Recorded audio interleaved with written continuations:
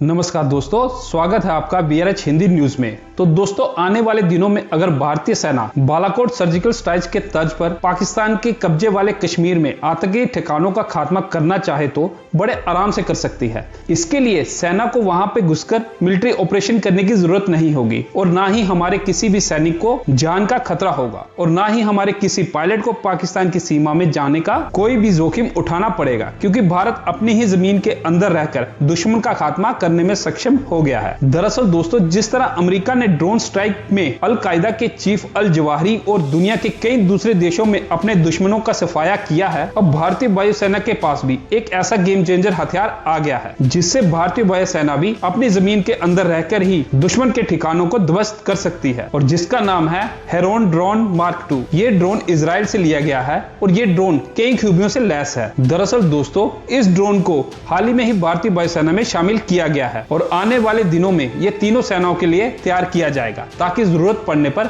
दुश्मन के खिलाफ आक्रामक हमला किया जा सके। ये ड्रोन सैटेलाइट से निरंतर होने वाला ड्रोन है जो 250 किलोग्राम के हथियार लेकर उड़ सकता है। इसमें thermographic camera, airborne surveillance, visible light, radar system आदि लगे होते हैं। ये ड्रोन अपने बेस से उड़कर खुद ही मिशन को पूरा करके अपने बेस में लौट आता है। हेरॉन ड्रोन को लेजर गाइडेड बम, हवा से जमीन, हवा से हवा और हवा से एंटी गाइडेड मिसाइलों से लैस किया जाना है। हेरॉन ड्रोन एक बार हवा में उड़ान भर ले तो वह 36 घंटे तक हवा में रहने में सक्षम है और ये जमीन से 35,000 फीट यानी कि 10,500 किलोमीटर की ऊंचाई पर बेहद शांति से उड़ता रहता है और दुश्मन को कानों कान खबर नहीं होती। इसका कंट्रोल करने के लिए जमीन पर एक ग्राउंड स्टेशन बनाया जाता है जिसमें मैनुअल और ऑटोमेटिक कंट्रोल सिस्टम होते हैं। ये ड्रोन किसी भी मौसम में उड़ान भरने में सक्षम है। इसके कम्युनिकेशन सिस्टम सीधे तौर पर ग्राउंड स्टेशन के संपर्क में रहते हैं। इसके अलावा भी इसके कम्युनिकेशन सिस्टम को सैटेलाइट के जरिए लिंक किया जा सकता है और इसके नेविगेशन के लिए pre program fully automatic navigation को चलाया जा सकता है या फिर इसे मैनुअल आप रिमोट से नेविगेट कर सकते हैं। दोस्तों, इसकी सबसे बड़ी बात यह है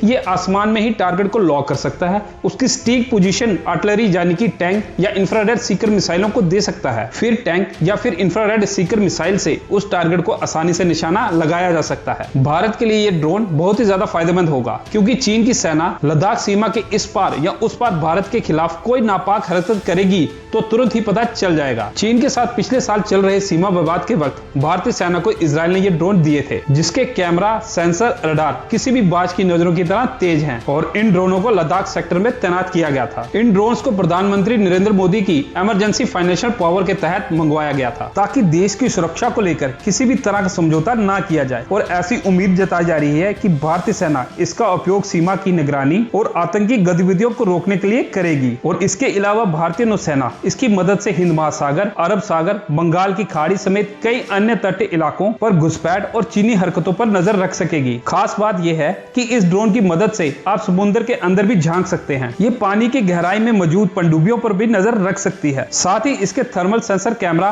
रात के अंधेरे में होने वाली इंसानी मूवमेंट को भी पकड़ सकता है। दोस्तों, कुल मिलाकर बात यह है कि इजराइल का ये हेरॉन ड्रोन मार्क 2 भारत के लिए बहुत ही ज्यादा फायदेमंद साबित होने वाला है। इस ड्रोन से हम चीन और पाकिस्तान की हरकतों पर नजर रख पाएंगे और इसके साथ जरूरत पड़ने पर इन दोनों देशों के खिलाफ मिलिट्री ऑपरेशन भी कर सकते हैं। तो दोस्तों, आपके क्या विचार हैं पूरी खबर पर कि ये ड्रोन भारतीय सेना के लिए कितने फायदेमंद होने वाला है? कमेंट सेक्शन में अपने विचार जरूर बताना। और इसके साथ अगर आपको ये वीडियो अच्छी लगी हो तो इसे लाइक और सब्सक्राइब करना ना भूले। जय हिंद।